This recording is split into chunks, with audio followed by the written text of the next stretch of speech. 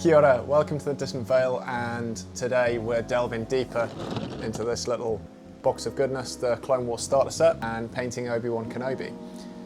Kenobi, famous leading the 2-on-2, and also, classic Star Wars hero. Clone armour, we're going to be painting some of it, instead of the previous ways that we've done using contrast paint, we're going to go through layering up from greys through to a white highlight.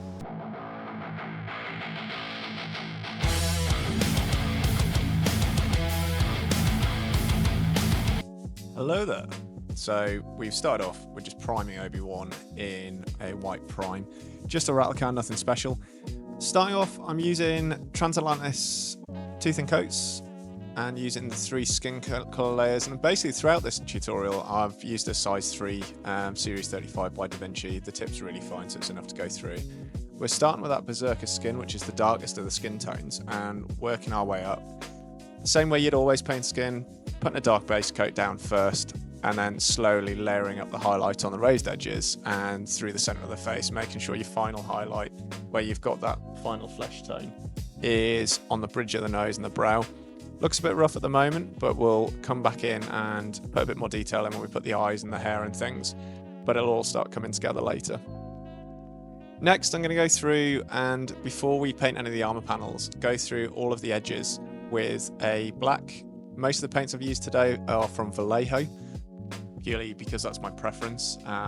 Thinned down really well, this one, just sort of flushes into the recesses. You can always use a little bit of thinner or flow improver to help this. The next stage we're going to move on to is using some Vallejo Model Colour Dark Sand and using this to paint the tunic. Now, I wanted something a little bit darker to start off with. I wanted to finish off highlighted with a dark sand, so I've just gone back to the palette and used some of the dark flesh tone.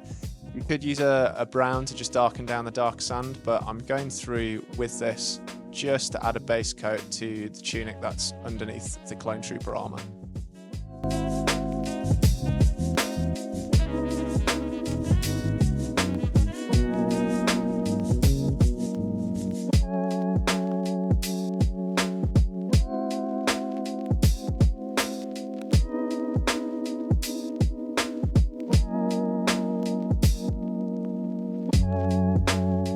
Hey, me again. Just want to say thank you for watching so far. If you haven't liked and subscribed, really appreciate it. And the models have been provided by Atomic Mass Games via LPG distribution, and Let's Play Games has started a new initiative. The link is in the comments below, and it'll help you find your local gaming store. And next we're moving on to a little bit of flat brown for the pouches. With all of this, as we're going through, this first stage is just blocking in all of the base tones. We can go through, you'll see when we've got past all these base tones that actually you've got a perfectly capable tabletop model that's going to look really good from 3 or 4 feet away. But if we go back and we lighten some of the colours down, it's always going to make a better final finish, that tabletop plus sort of idea. So I mentioned before, we're talking about painting the armour panels. I'm starting off with a medium sea grey by Vallejo, and now this is completely counterintuitive. To paint white, we're painting grey. Now, when you actually see white armour, it's never truly white.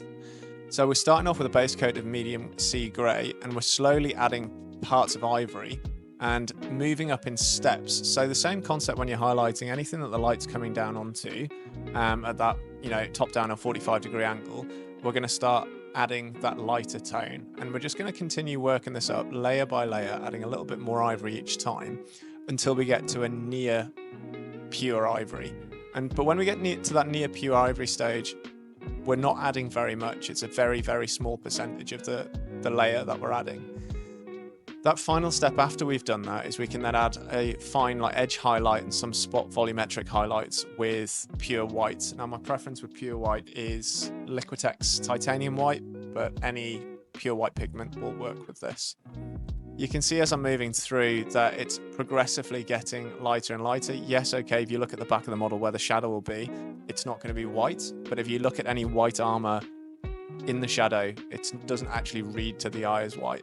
So the whole idea with this is we're tricking the human eye's perception into thinking that the panel armour is white. So when you're looking down at the camera now, you can see where it is pure white's been sprayed on the head. Yep, it's white as the sheet of paper. But when you're looking at the armour panel, you're getting that transitional tone change, which you look at it, it looks like white, but actually it's a series of different greys and ivories.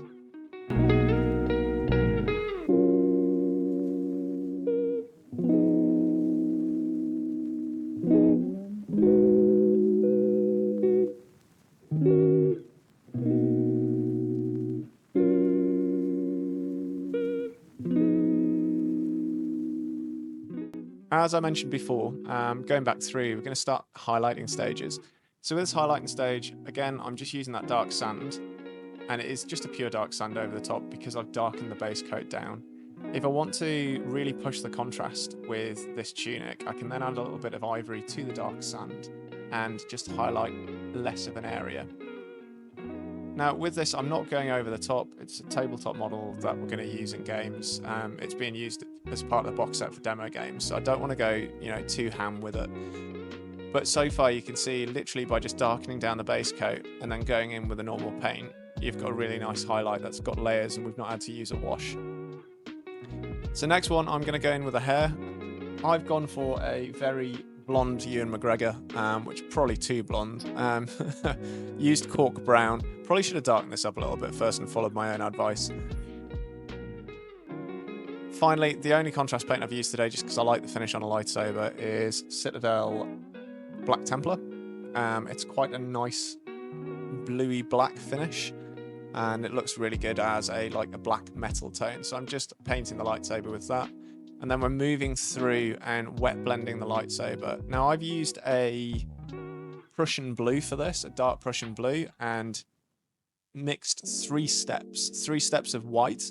So it's gone all the way from a pure white through to the Prussian blue, and I'm going to wet blend my way through later on with this. But at the moment, as you see, would be good on a tabletop. We could just finish off the base, and there we go. My next stage is painting in the eyes. Now, contrary to popular belief, you don't just put white and a black dot. The best way to make eyes pop is by painting a black line first. So if you get a really nice fine tip on your brush and paint a black line through where the eye is molded or modeled, and after we've done that, we're then going to go through and apply with a fine tip on your brush, a white line. So there's going to be an ever so slight black outline, almost like mascara, I guess, around the pupil of the eye. Now, I found when we're doing this, one of the easiest ways of holding the model is, as I am now, using your thumb as a brace and flipping it upside down and going from one side. And you can see there what I'm trying to make out is you've got white eyes, almost like zombie-like, that they're popping because of the black outline that you've done. Next, at 28mm for the pupil, a single line down, single black line, and it finishes the eyes off really well. Next, I'm going through, I've highlighted the tunic, so I need to highlight the brown belt. Again, small amount of ivory mixed in with a flat brown, and we'll just go through and add small edge highlights, same way that you would with any 40k model. And again, the same thing with the black on the hands and some of the armor panels. We're just going to go through mixing a little bit of a mid-grey tone between the black and the ivory. So as I mentioned before, just in terms of trying to blend the lightsaber so it looks like it's got a power surge coming from that kyber crystal, I've mixed a couple of different blues and whites from that Prussian blue, and I'm just quite roughly wet blending from a Prussian blue at the tips, a dark blue at the tip, all the way down to just a pure white near the hilt of the saber. Now you can do this either any way you want, but I'm literally just going backwards and forwards, very roughly hashing and wet blending until I get a fairly smooth transition.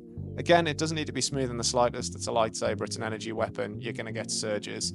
It's just so it gives a little bit more oomph. And with that massive whistle-stop tour, we've painted Obi-Wan Kenobi in the space of a good couple of minutes. Now, overall, that took me probably about 40 minutes to paint. And let's have a look at the end result. I think it's a pretty good one. All I've done differently is I've added the basing and then I've added some chipping to the armor.